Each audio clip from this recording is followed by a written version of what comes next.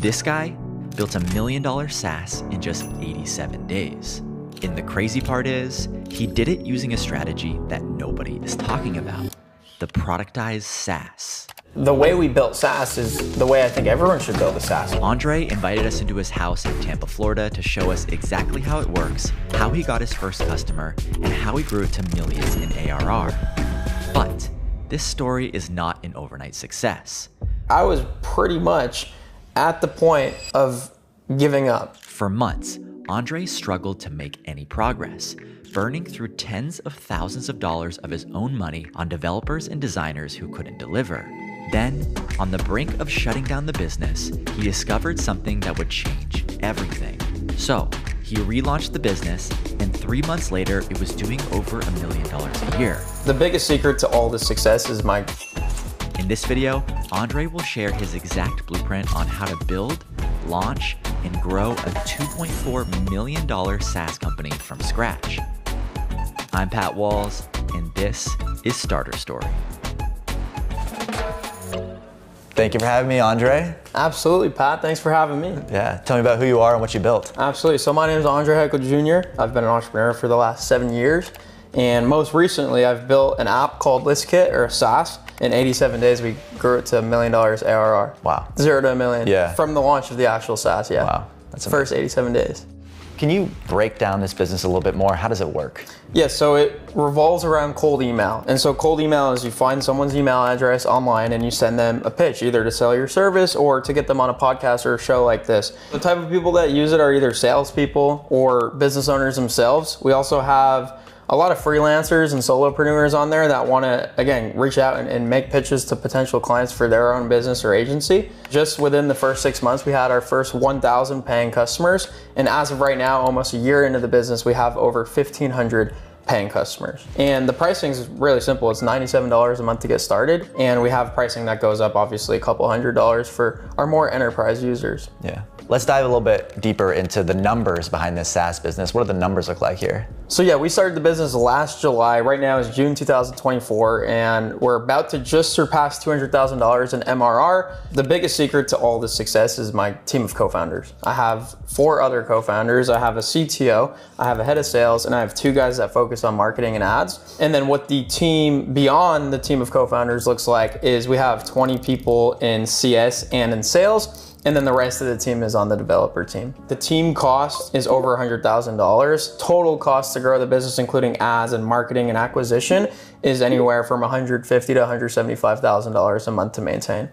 You build this amazing SaaS business, but what's the timeline here? How do you get there? So I hit entrepreneurship as early as I possibly could, around the age of 16 or 17. And just like anyone else getting started with entrepreneurship and no money, you go the service route. And I built an agency business around that. We were primarily doing lead generation services for a really long time. That was myself, my cousin Dan, who's still a co-founder at the businesses we run now, and Christian, who's also a co-founder in ListKit and everything else we do. And we grew that business to 100K a month. To us, that was a massive success. But the problem we ran into is we couldn't scale it really past that. And that's when we partnered up with Cold Email Wizard, or Daniel Fazio, as everyone knows, and started Client Ascension. That helped people do the same things we did to go from 0 to $100,000 a month with our agency by using cold email and lead generation tactics that we used. You launched this agency and then you launched this coaching program. How does that lead you to building a SaaS business?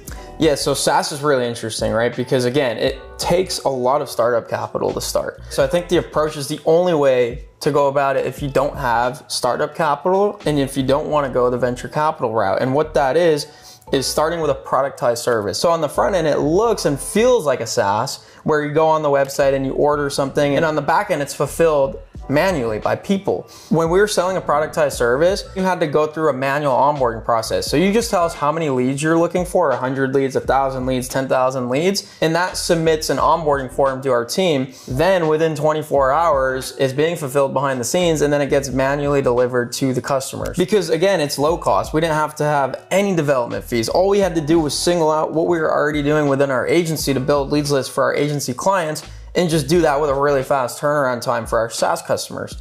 And number 2, it allows you to prove your idea out. We didn't necessarily know that if we built a SaaS that someone could go to and self-serve, that they'd actually want it that way, or how they would want it, or if the turnaround time mattered, or if the cost mattered as much. So we gathered market research through that time. And then number 3, you build cash flow, right? Again, SaaS is expensive. And rather than having to guess at what the product should look like, we knew exactly what it should look like. So we were able to build it a lot cheaper than most people would have to spend to build a SaaS that actually works. Yeah. Guys, Andre is proof that you can build $1 million business idea with $0, especially with this unique model of the productized SaaS. But Andre's business comes from the foundation of having a solid idea and solving the right problem. Now, imagine there was a place where you could find this, the problems to solve, the blueprints to solve them, and real data from $1 million businesses started by regular people like you and me. Well, I made something cool for you. If you're actually serious about this, you can go to the first link in the description and you'll be able to download our free report of 50 solo developer business ideas that are making money right now. All right, let's get back to the interview and see how Andre actually built this business. Tell me about the story about actually building this and hiring people to build it and your experience with that. In the beginning, yeah, we were doing the productized service and reinvesting the $5,000 to $10,000 we were making from that every month into product development. But we've never developed the product. And so all that money was reinvested into developers and designers to build an app that never saw the light of day. It was very demotivating. Like, I was pretty much at the point of giving up. Like, this list kit thing, it's not working out. I know this idea can work. I just can't find someone to execute on the idea. And so funny enough, at the same time, we're building Client Ascension, which is our really nicely cash flowing business in the coaching space. And one of our students flew out to Tampa himself, Oliver, shout out to Oliver, was like, I have the exact understanding that you need to see this thing through and actually build it. And within 6 months, that's when we launched. And as you've heard already, after 87 days of launching, we grew the thing to $1 million ARR. Wow. Let's talk about that launch, that relaunch of ListKit, where you went from 0 to $1 million in 87 days. Yes. What happened? How did that happen?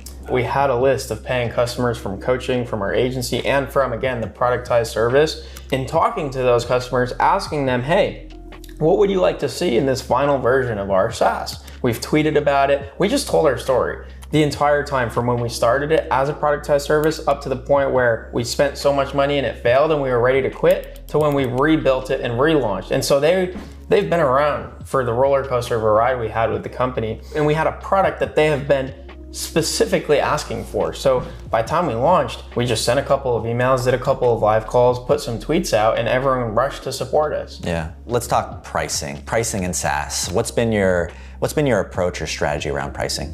Yeah, so first, I mean, you're running a business that has to have some profit at the end of the day. So first you have to figure out your cost. We take the cost and then we go to look at what are our competitors charging, and then we're asking our customers, what do you like about their pricing? What don't you like about their pricing? Because the other thing about SaaS is you're not starting from scratch. You're following other competitors and making small tweaks and changes to improve upon what someone else has already built. So with ListKit, it's just, how many credits do you want? And we'll put a price per credit behind that that's reasonable to you and your business. Yeah. Let's talk about growth. How did you go from 0 to $1 million to over $2 million now? How did you grow this business? Yeah, so I mean, primarily through cold email, which is what our target market wants, and that's what we provide leads for. And then number 2, we've primarily grown now through ads. Ads really help you scale past a certain point in business. And number 3, we've scaled through content marketing, affiliates, and through our existing product ecosystem that I've talked about before with our coaching program and with our agency business. Yeah. Let's dive a little bit into that cold email strategy.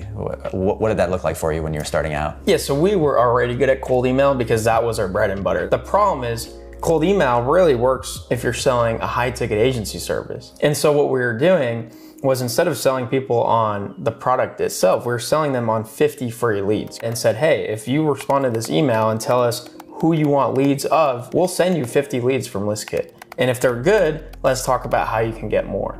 And that lead magnet in our cold email campaigns took off, and now you see all of our competitors doing the same thing.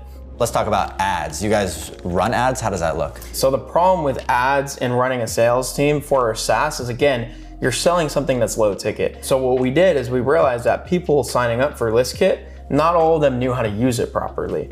And so we came up with a setup offer where we would come into your business, set up a cold email system the same way we've set up our own system, and give you the leads on a recurring basis. But the thing with ads is the creatives don't last very long as you start to scale. Like, once you get past $300, $400 a day in spend, you really have to create new creatives. And so it's a mix of videos speaking direct to camera, talking about how this software can help with your cold email campaigns or can help you generate more leads.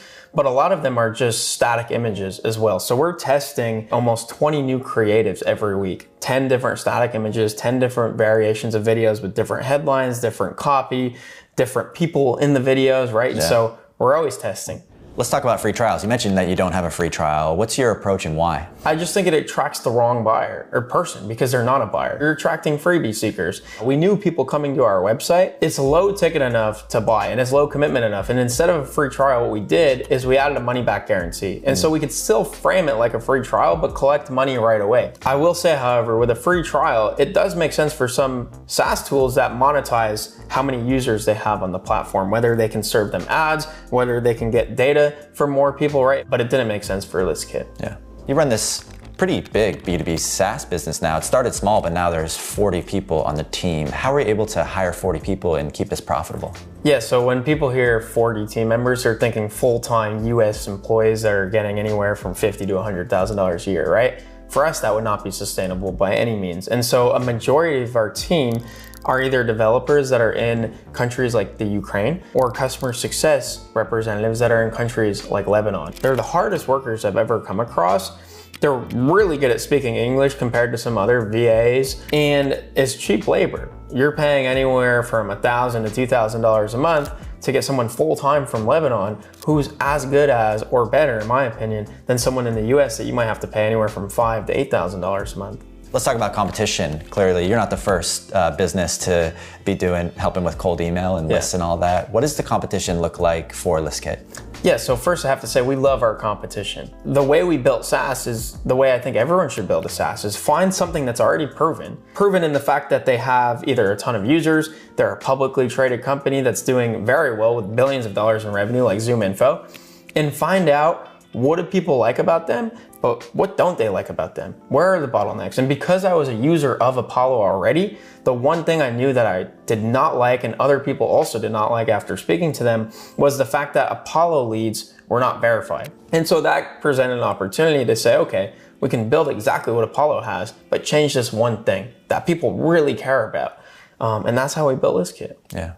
As I know, you mainly operate this business, but you have 4 other co-founders. Can you explain that? Yeah, this is, like I was saying earlier, probably our biggest secret on how ListKit has been so successful is because we have the best team of co-founders. So I'm technically CEO. I'm more of the team leader, essentially. But I have Daniel and Christian who operate as CMOs of the business. They're marketing geniuses. They do the funnels, they do the ads, they do all of the content, which I want no part of. Not just because I don't want to do it, but because I'm not the best in the world at doing it. And I think they're the best in the world at doing it. We have the best salesperson as a co-founder. I've never been on a sales call, but we have Dan who crushes at sales and he leads the sales team better than I've seen anyone lead a sales team. And then Oliver, who again is the person that came into this business when we were at the lowest of lows and actually made it work. And so if you're looking to put a team together of co-founders, make sure before anything else, you guys have complementary skill sets. To line this up with a business, especially a SaaS, you need marketing, you need sales, you need technology like CTO, developer type work, and then you need a team leader to bring it all together. And that's exactly how we built our co-founder team. But it's not always pretty. I mean, there's always debates and things that come up amongst co-founder teams that you just have to sort out, just like any relationship. But in regards to finding a team of co-founders, first you need to know that you need a co-founder. What's your goal at the end of the day? Is it to build a massive company or to stay small? And that's something that people are content with, which is cool. And then figure out what skills you have and what skills you need to fill the gap with, and find people who have those skills. If you need people with marketing skills, go to communities or places on the internet that are full of good marketers and start to connect with people. So I'm really an introvert at the end of the day, but you have to, in this situation, be an extrovert, meet everyone and see if your core values align. And most importantly, like I was talking about earlier, make sure your vision for whatever it is you're building aligns. Because if they can't see the same vision that you're seeing, then it's not gonna work out because you're going in different directions. So we talked about competition. How do you not only build something as good as the competition, but beat the competition? One of the things that we do really well at ListKit is every single customer that purchases ListKit, we offer them to get on a one-on-one onboarding call. When I talk to a customer, I simply ask, why did you sign up for this? What were you hoping to use this to achieve? And are they getting that or are they not getting that? And if they're not getting that, figure out what you can build either on the product side or what you can do better on the customer support side to make sure that they get that, not just one time, but consistently over time, right? Because SaaS is a game of keeping churn low. So we're always talking to our customers, I think more than any other SaaS company out there, by offering to get on a one-on-one call with them right in the beginning. And that's how we stay ahead of the competitors. What does a day in the life look like for you? Just like a normal day in the life? Yeah, so I'm big on routine. And so every day when I wake up, I go for my morning walk, specifically to Starbucks and back. And that's about a mile walk. And I think just getting outside, listening to the Bible, getting my black coffee, really meditating on what the day is gonna look like is so important. And once I get back, I'm pretty much locked into meetings or deep work up until lunch. And then I like to go out to lunch with some of my co-founders that live here in Tampa. I think it's nice to have that in-person connection and interactions with either team members or co-founders. It's so important. I'll work out either at my apartment gym, or I'll either go play basketball or pickleball. And on weekends, I like to play a lot of golf. And then for the rest of the night, I'm either continuing to work or spending time with my girlfriend or talking to family members and pretty just simmering down and getting ready for the next day. Do you have any advice for young Andre or for young entrepreneurs out there? I think it's a patience game, right? I told you guys I've been in this entrepreneurship game for 7 years, and the first 4 or 5 years I would not call it success by any means. The biggest piece of advice I'd have for my younger self is it's a game of staying very consistent over a long period of time, and when times are not good, get even more consistent and get even more intentional about your action items.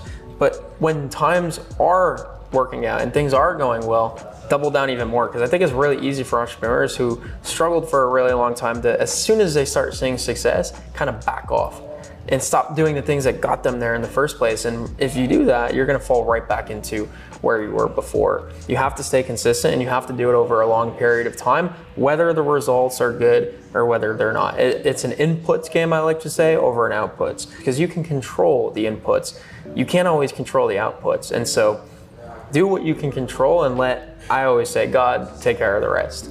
What do you think is one of the, the biggest secrets to be able to unlock success or unlock getting to that next level? Yeah, so I think it's really important to always be investing in yourself, whether it be through personal development or coaching. And I know this is like a cliche thing to say, and I run a coaching program, but I really do believe in this business model. So some of the guys that I'm constantly learning from are Patrick Bet-David, Gary Vee, Taylor Welch, Cole Gordon, all the guys I've mentioned to you already, Ed Milet. I only know so much. So why not go to the guys that have already figured it out themselves and ask for their advice on ways about doing things?